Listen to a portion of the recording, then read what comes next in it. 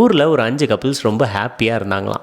எல்லாருமே தனித்தனி வீட்டில் ரொம்ப ஹாப்பியாக ஜாலியாக இருந்தாங்களாம். எல்லார் வீட்டுக்கு நடுவில் பெரிய பெரிய காம்பவுண்ட் இருந்துச்சான். ஸோ இவங்க வீட்டில் இருந்து பார்த்தா அவங்க வீட்டில் என்ன நடக்குதுன்னு தெரியாது, என்ன பேசுகிறாங்கன்றது தெரியாது, எதுவுமே தெரியாது.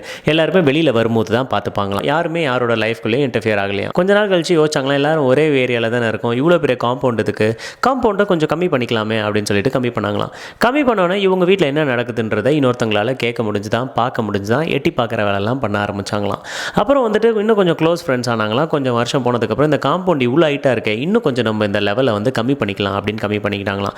கம்மி பண்ணோன்னா இந்த வீட்டில் இருந்து காம்பவுண்ட் வழியாகவே அந்த வீட்டுக்குள்ளே போகிறது, அவங்க வீட்டில் என்ன நடக்குது, இவங்க வீட்டில் என்ன நடக்குதுன்றத வந்து பார்க்க ஆரம்பிச்சிட்டாங்களாம். கொஞ்ச நாள் கழிச்சு ரொம்ப க்ளோஸ் ஆனதுக்கப்புறம் நம்மளுக்குள்ளே எதுக்கு இந்த ப்ரைவசி, இந்த காம்பவுண்டே நம்மளுக்கு வேணாம்ப்பா, நம்ம எப்போ வேணாலும் இன்னொருத்தங்க வீட்டுக்குள்ளே வந்துட்டு போய்க்கலாம் அப்படின்னு சொல்லிட்டு முடிவு பண்ணி எல்லாரும் மாற்றி மாற்றி வர ஆரம்பிச்சாங்களாம். ஸோ காம்பவுண்டை மொத்தமாக எடுத்ததுக்கப்புறம் இவங்க என்ன இப்படி வாழ்றாங்க, இவங்க வீடு என்ன இப்படி இருக்குது, இவங்க ஏன் உள்ள சோகமாக இருக்காங்கன்னு இவங்க சந்தோஷப்படுறது, இந்த மாதிரி நிறைய விஷயங்கள்லாம் வர ஆரம்பிச்சு தான். எல்லாம் ஹாப்பியாக சந்தோஷமாக அவங்க வீட்டுக்குள்ளே வாழ்ந்துட்டு இருந்தவங்க மற்றவங்க வீட்டை பார்த்து கம்பேர் பண்ணி இவங்களோட வாழ்க்கைக்குள்ளே சண்டை வர ஆரம்பிச்சிருச்சு. அவங்க அப்படி இருக்காங்க, நம்ம இப்படி இல்லை, இவங்க இப்படி இருக்காங்க, நம்ம அப்படி இல்லைன்ற அந்த கம்பேரிசன் பொறாமனால நிறைய ப்ராப்ளம் வந்து இந்த கப்புள்ஸ்லாம் நிறைய பேர் வந்து பிரிஞ்சுட்டாங்களாம். அந்த வீடு வந்து நம்மளோட இன்ஸ்டாகிராம் ப்ரொஃபைல் மாதிரி. இந்த காம்பவுண்டுன்னு சொல்கிறோம்ல, அது வந்து நம்மளோட ப்ரைவசி லெவல். எதெல்லாம் நம்ம காமிக்கணும், எதெல்லாம் நம்ம காமிக்கக்கூடாது அப்படின்ற ஒரு ப்ரைவசி லெவல் வந்துட்டு இருக்கணும்.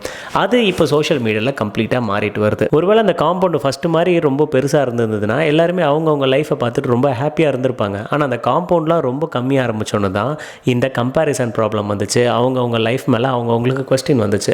இன்டர்நெட்டில் பார்க்குறது எல்லாமே ஜஸ்ட் ஃபார் ஃபன். உங்களோட லைஃப்குள்ளே எதையுமே எடுத்துக்காதீங்க. இன்டர்நெட்னால உங்கள் லைஃப்பை கெடுத்துக்காதீங்க.